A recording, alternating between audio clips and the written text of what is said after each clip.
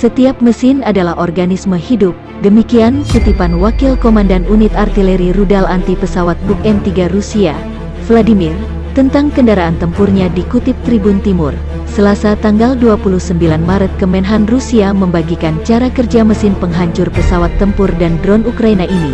Sebelum operasi, Ukraina punya 152 jet tempur, 123 sudah dihancurkan. Sebanyak 149 helikopter juga ditembak jatuh, kata Menteri Pertahanan Rusia Jenderal Sergei Shoigu saat memimpin pertemuan dengan unit Komandan Tempur Pemimpin Operasi Khusus di Ukraina pekan ini.